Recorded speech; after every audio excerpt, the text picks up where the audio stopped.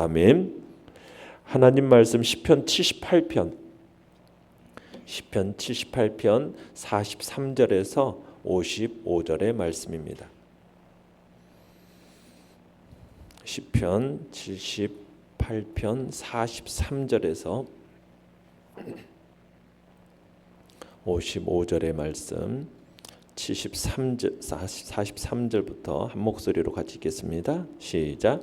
그때에 하나님이 애굽에서 그의 표적들을 소환들에서 그의 징조들을 나타내사 그들의 강과 시내를 피로 변하여 그들로 마실 수 없게 하시며 쇠파리 떼를 그들에게 보내어 그들을 물게 하시고 개구리를 보내어 해하게 하셨으며 그들의 토산물을 황충에게 주셨고 그들이 수고한 것을 메뚜기에게 주셨으며 그들의 포도나무를 우박으로 그들의 뽕나무를 서리로 죽이셨으며 그들의 가축을 우박에 그들의 양떼를 번갯불에 넘기셨으며 그의 맹렬한 노여움과 진노와 분노와 고난 곧 재앙의 천사들을 그들에게 내려 보내셨으며 그는 진노로 길을 닦으사 그들의 목숨이 죽음을 면하지 못하게 하시고 그들의 생명을 전염병에 붙이셨으며 애굽에서 모든 장자 곧 하무의 장막에 있는 그들의 기력의 처음 것을 치셨으나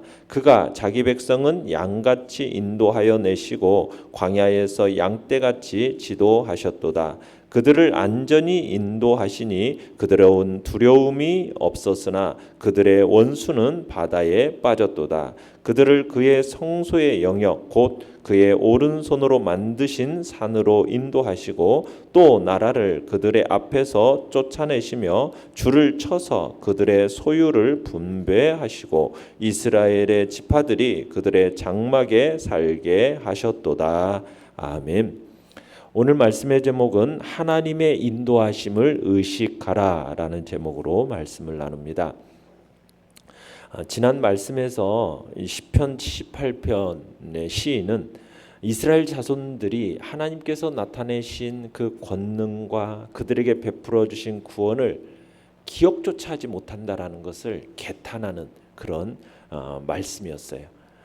그러면서 오늘 이어지는 말씀은 시인이 다시 한번 출애굽 당시 이스라엘 백성들의 구원을 위해서 행하신 그 하나님의 놀라운 사역, 그리고 광야에서의 인도하심, 그리고 가나안 정복 전쟁에서 승리케 하신 이 일에 대해서 간결하게 서술하고 있는 것이 오늘 본문의 이야기입니다. 그러니까 시인이 이렇게 출애굽 당시에 그 하나님의 놀라운 능력의 역사에 대해서 다시 회고하고 있는 것은 이스라엘 백성들이 하나님께서 자신들을 위해서 행하신 그 놀라운 권능의 역사, 이것을 기억하지 않고 또 광야에서의 하나님을 불신하여서 대적한 일이 얼마나 패역한 일인지 이것을 보여주기 위해서 지금 이제 그 출애굽 당시의 역사를 다시 회고하고 있는 겁니다. 자, 내용 관찰 문제 1번을 보시면 하나님께서 이스라엘의 출애굽 이전에 어떤 표적들을 나타내셨습니까? 자, 43절로 51절의 이야기는 하나님께서 모세를 통해 애굽 땅에 내리셨던 그 재앙에 대해서 말하고 있습니다. 그러니까 하나님께서 애굽에 내리신 재앙, 그 재앙들은 하나님의 존재와 하나님의 능력을 나타내는 표적이었어요. 자, 어떤 재앙이었는가? 그 43절로서 51절까지 다시 한번 읽어보도록 하겠습니다. 시작. 그때에 하나님이 애굽에서 그의 표적들을 소환들에서 그의 징조들을 나타내사 그들의 강과 시내를 피로 변하여 그들로 마실 수 없게 하시며 쇠파리 떼를 그들에게 보내어 그들을 물게 하시고 개구리를 보내어 해하게 하셨으며 그들의 토산물을 황충에게 주셨고 그들이 수고한 것을 메뚜기에게 주셨으며 그들의 포도나무를 우박으로 그들의 뽕나무를 서리로 죽이셨으며 그들의 가축을 우박에 그들의 양떼를 번갯불에 넘기셨으며 그의 맹렬한 노여움과 진노와 분노와 고난 곧 재앙의 천사들을 그들에게 내려보내셨으며 그는 진노로 길을 닦으사 그들의 목숨이 죽음을 면하지 못하게 하시고 그들의 생명을 전염병에 붙이셨으며 애굽에서 모든 장자 곧 하물 장막에 있는 그들의 기력의 처음 것을 치셨으나. 자, 여기서 보면은 하나님께서 모세를 통해서 애굽에 내린 재앙에 대한 이야기죠. 애굽에서 몇 가지 재앙을 내리셨습니까? 10가지 재앙이었어요. 그런데 지금 여기서 시인이 얘기하고 있는 재앙은 10가지 재앙 모두를 언급하고 있는 것은 아닙니다. 단지 6가지 재앙만 지금 언급하고 있어요. 그 순서도 좀 첫째부터 10번째 이렇게 쭉 하고 있는 게 아니라 제일 처음에는 피재앙, 첫째 재앙 얘기했다가 또 4번째 재앙을 또 얘기를 하죠. 파리 때 얘기도 하시고 그 다음에 또 둘째 재앙 개구리 때, 또 8째 메뚜기 재앙 얘기도 하고 7번째 또 이렇게 우박 재앙, 그 다음에 마지막에 이제 10번째 장자 죽음, 이런 식으로 어떻게 보면 순서와 상관없이 이렇게 언급을 하고 있습니다. 그러니까 이처럼 시인이 하나님께서 애굽에 내리신 그 재앙에 대해서 이 순서와 상관없이 일부만 소개하고 있는 것은 그 목적이 뭐냐면 애굽에 임한 어떤 10가지 재앙을 소개하려고 하는 게 아니라 그냥 단지 하나님의 그 놀라운 권능, 그분의 권능을 지금 소개하고 있는 것입니다. 그러니까 하나님의 그 권능을 통해서 하나님의 그 존재, 하나님의 그 능력, 그것을 충분히 나타내셨음을 지금 얘기하고 있는 거예요. 자, 그러면서 내용관찰 문제 2번을 보시면은 하나님께서 이스라엘을 다루시는 모습에서 반복되는 단어는 무엇입니까? 자, 여기서 이제 52절로 54절에서 반복되는 단어가 뭐냐면 인도하셨다라는 단어예요. 인도하셨다. 양같이 양떼 같은 그들을 인도하셨다. 이 단어가 인도하심이라는 단어가 반복해서 나오고 있습니다. 52절 인도하여 내시고 53절에서도 안전히 인도하시니, 그리고 54절에서 산으로 인도하시고, 이렇게 나오지 않습니까? 그러니까 하나님께서 이스라엘 백성들을 인도하시는 거예요. 근데 인도한다라는 것은 이스라엘의 목자로서 지금 비유하고 있는 겁니다. 목자. 그러면 이스라엘은 뭐예요? 하나님의 양떼라는 의미죠. 여기서 얘기하는 것처럼 양같이, 양떼처럼. 그러니까 이스라엘은 목자이신 하나님의 인도함을 받아서 마침내 어디에 정착하게 됩니까? 가나안 땅에 정착하게 됨을 얘기하고 있어요. 52절을 다시 한번 읽어보겠습니다. 52절 시작. 그가 자기 백성은 양같이 인도하여 내시고 광야에서 양떼같이 지도하셨도다. 하나님께서 이스라엘을 광야에서 안전하게 인도해 내신 그 사실에 대해서 말하고 있는 거죠. 광야라는 곳이 어떤 곳입니까? 낮에 해가 아주 뜨겁고 밤에는 엄청난 추위가 있는, 그러면서도 각종 맹수가 있고 독충이 있고 독사가 있고 여러 또 도적대가 있고 사람의 생명을 노리는 곳이 이런 광야입니다. 그리고 먹을 것, 마실 물이 없는 곳이에요. 구할 수 없는 곳이에요. 그런 곳을 지금 수백만 명의 사람들이 지금 지나가는 거예요. 그곳을 안전하게 광야를 지나간다는 것은 불가능한 일이에요. 불가능한 일이에요. 그런데 하나님이 어떻게 하셨다라는 거예요? 그들을 안전하게 지켜주셨다라는 거죠. 이것은 어떤 기적보다도 큰 기적입니다. 어떤 기적보다도 큰 기적이 바로 이 기적인 거예요. 자, 53절을 읽어볼까요? 53절 시작. 그들을 안전히 인도하시니 그들은 두려움이 없었으나 그들의 원수는 바다에 빠졌도다. 자, 하나님의 안전한, 이 이스라엘 백성들은 안전한 인도이지만 그들을 대적하는 원수는 어떻게 됩니까? 바다에 빠졌다. 무슨 사건을 얘기하고 있어요? 홍해 사건을 얘기하고 있죠. 이 홍해 사건이라는 것은 하나님이 홍해를 갈라서 이스라엘 백성들로 하여금 바다를, 마른 땅을 건너는 것처럼 건너게 하셨고, 그리고 나서 애굽 군대는 이스라엘 백성들을 뒤쫓아오다가 홍해에 들어섰을 때 다시 홍해가 본래 상태로 돌아옴으로써 이 애굽 군대를 홍해에 완전히 수장시킨 그 이야기를 하고 있는 겁니다. 이 사건이 이스라엘의 출애굽을 완성케 하는 사건이라는 점에서 매우 중요한 사건이거든요. 자, 그 다음에 54절로 55절을 읽어보겠습니다. 시작. 그들을 그의 성소의 영역 곧 그의 오른손으로 만드신 산으로 인도하시고 또 나라를 그들의 앞에서 쫓아내시며 줄을 쳐서 그들의 소유를 분배하시고 이스라엘의 지파들이 그들의 장막에 살게 하셨도다. 자, 하나님께서 이스라엘을 가나안 땅으로 인도하시고 가나안 족속들을 쫓아내신 후에 그 땅을 이스라엘 백성들에게 기업으로 분배해 준 사실을 지금 회고하고 있는 것입니다.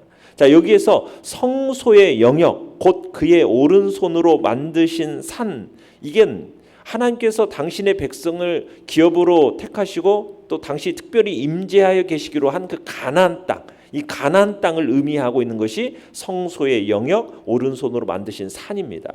그러니까 하나님은 일찍이 가나안 땅을 당신의 백성의 기업으로 택하셨고 그 땅을 아브라함과 그의 자손들에게 주실 거라고 약속을 하셨잖아요. 그리고 하나님 그 약속에 따라서 아브라함의 자손인 이스라엘 백성들 가나안 땅으로 인도하여 들이셨고 그 땅에 거주하던 가나안 족속들은 어떻게 하셨어요? 쫓아내신 후에 그 땅을 이스라엘 백성들의 기업으로 분배해 준 이야기를 지금 하고 있는 것입니다. 그러니까 하나님께서 이스라엘 백성들에게 그런 양떼 같은 그들을 안전하게 인도하셨음을 지금, 그래서 그들에게 가나안 땅을 기업으로 주셨음을 설명하고 있는 겁니다. 자, 연구와 묵상 문제 3번입니다. 그러면 시인은 왜 하나님께서 이스라엘을 애굽에서 광야를 거쳐 가나안 땅까지 인도하신 사건을 노래하고 있는 겁니까? 자, 지금 시인은 출애굽의 역사, 그 10가지 재앙을 비롯해서 홍해 사건, 광야 생활, 그리고는 이제 가나안 정복 전쟁에 이르러서 가나안 땅을 얻게 되는 거기까지 이 인도하신 사건을 통해서 하나님이 베푸신 그 은혜를 집중 조명하고 있는 거죠.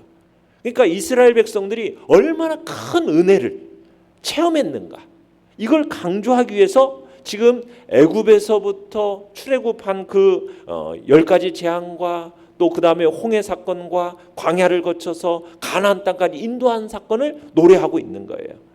이에 더해서 그들이 이러한 하나님의 은혜를 받았음에도 불구하고 얼마나 패역하고 죄악된 삶을 살았는가, 또 이것을 또 강조하기 위해서 지금 이 사건을 구체적으로 얘기하고 있는 겁니다.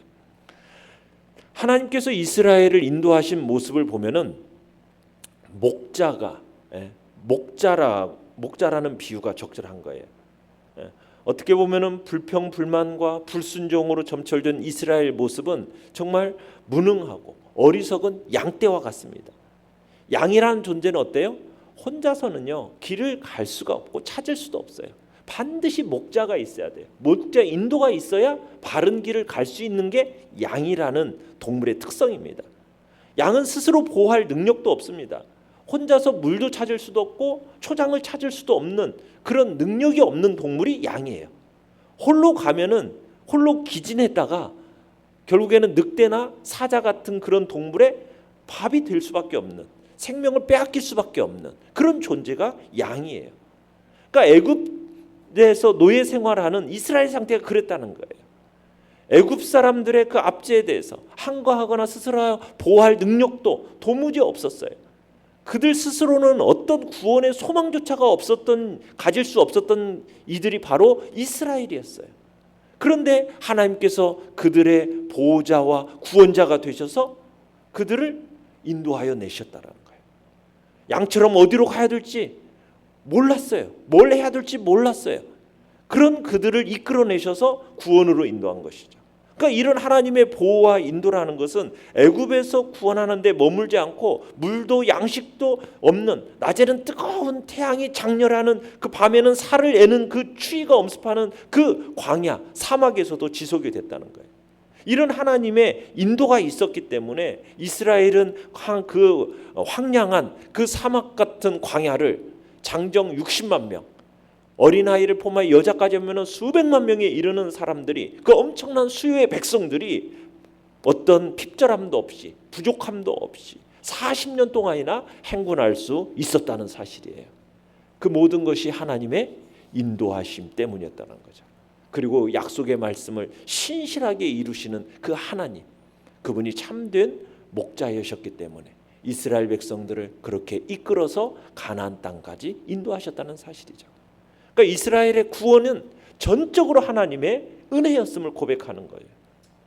그러니까 더 이상 너희들이 예전처럼 불순종의 길을 걸어서는 안 된다, 이 사실을 분명히 하기 위해서 지금 애굽에서 광야를 거쳐 가나안 땅까지 인도하신 사건을 지금 노래하고 있는 것입니다. 느낀 점은 4번입니다. 약속하신 말씀대로 신실하게 인도하시는 하나님을 통해 무엇을 느낍니까? 하나님은 약속하신 말씀대로 신실하게 인도하시는 하나님이십니다. 그런 하나님을 통해서 우리는 목자이신 주님의 인도하심에 불순종의 길을 걸어서는 안 되고 전적으로 순종해야 함을 느낍니다. 이스라엘 백성들은 오직 하나님만 섬기고 하나님의 말씀에 순종하는 삶을 살아야 됐어요. 그것이 그들을 가나안 땅으로 인도하여 들이시고, 그리고 그곳에 먼저 거주한 자들을 몰아내시고 그들의 그 땅을 주어서 기업으로 삼게 하신 하나님의 은혜에 부합하는 일이었거든요. 가나안 땅, 그 땅이 근본 하나님의 소유로서 어떻게 보면 하나님께서 이스라엘 백성들에게 빌려주신 땅이에요. 그렇다면 오늘 우리가 가지고 있는 모든 것도 근본 다 창조주 하나님의 소유이지 않습니까? 단지 하나님의 것을 우리가 무료로 빌려서 사용하고 있는 것뿐이란 말이에요. 그러면 하나님은 우리가 당신만을 섬기고 당신의 말씀에 순종의 조건으로 우리의 모든 것들을 허락해 주신 거예요. 그러면 우리는 하나님 앞에 기꺼이 순종함으로 가야 되는 거 아니겠느냐는 거예요. 우리가 하나님의 말씀에 불순종하면 어떻게 되겠어요? 하나님께서 우리에게 은혜로 허락하신 것들을 도로 회수해 가지 않겠습니까? 우리의 생명도, 우리의 자녀들도, 우리의 재산도, 우리의 건강도 다 모두가 다 하나님의 은혜로 누리는 것들이잖아요. 근본 하나님으로부터 말미암은 것이잖아요. 이 모든 것들이, 우리의 모든 것들이 하나님으로부터 말미암은 거예요. 그렇다면 우리가 하나님만 섬기고 하나님의 말씀에 전적으로 순종하는 삶을 살아가는 것이 마땅하지 않겠는가? 우리가 그렇게 그 약속하신 말씀대로 신실하게 인도하신 그 하나님, 그분 앞에 우리가 그 말씀을 붙들고 순종의 길을 걸어가는 그 복된 자리에 우리가 있어야 할 것입니다. 구약의 성경의 말씀을 보면 이스라엘 역사는 딱 두 가지 측면으로 바라볼 수가 있어요. 한 측면은 이스라엘 측면에서 바라보는 건데, 이스라엘은 끊임없이 배신하고 불순종하는 역사입니다. 다른 한 측면은 하나님의 측면에서 바라볼 수 있는 거예요. 그런 이스라엘 백성들을 하나님은 어떻게 하십니까? 용서하시고 사랑의 역사죠. 이스라엘 백성들은 끊임없이 불신하고 불순종하는 반면에 하나님은 끊임없이 그들을 용서하시고 사랑하시는 정말 대조되는 모습이에요.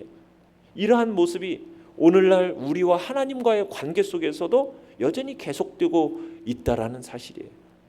끊임없이 우리는 하나님을 배신하고 불순종하고, 그런 하나님 우리를 끊임없이 용서하시고 사랑하시고 감싸 안으시는 그 하나님, 우리의 완악함에도 불구하고 그런 하나님의 용서와 사랑이 있기에 우리가 구원의 소망이 우리에게 있음에 우리는 이 시간 감사해야 될 것입니다. 그 하나님이 오늘도 그분의 말씀으로 우리를 신실하게 인도하고 계십니다. 우리는 연약한 양 같은 존재라는 사실을 기억하면서 오늘도 그 목자 되신 주님이 인도하심에 따라 순종하겠다, 다시 한번 결단하면서 하나님의 말씀에 신뢰하고 그 인도하심에 오늘도 순종하는 복된 자리에 있기를 간절히 바랍니다. 결단과 적용 5번입니다. 나는 하나님의 인도하심을 얼마나 의식하며 살고 있습니까? 오늘 하나님의 말씀에 의지해 그의 인도하심을 믿고 순종해야 할 일은 무엇입니까? 우리가 오늘도 우리를 인도하시는 하나님이 하나님의 말씀으로 우리를 이끌어가고 계십니다. 그러면 내게 주시는 그 말씀을 오늘도 붙들고 주님 말씀하옵소서 순종하겠습니다, 사무엘의 그 고백처럼 오늘도 그런 고백이 우리 안에 있게 하시고 그 인도하심을 매 순간 정말 의식하면서 그렇게 살아가는 귀한 한 날 되시기를 간절히 바랍니다. 오늘의 기도 같이 읽겠습니다. 시작. 하나님의 말씀을 신뢰하며 그의 인도하심에 순종하게 하소서. 아멘. 오늘 말씀을 생각하며 기도하시고요. 연약한 우리의 지체들을 위해서 기도해 주시기 바랍니다. 특별히 김효진 권사님, 하나님께서 긍휼과 자비의 손길로 온전히 치유하시고 회복시켜 주시도록 또 위해서 기도해 주시고, 다른 연약한 지체들을 기억하시면서 하나님의 긍휼과 자비의 손길로 덧입혀 달라고, 또 이제 2024년을 잘 마무리 짓고 2025년을 하나님 주시는 풍성한 은혜로, 또 특별히 성탄의 달을 맞이해서 주님의 오심을 우리들이 풍성하게 깨닫는 귀한 한 날 되도록 은혜를 구하면서 주여 세 번 부르짖며 나갑니다. 주여, 주여.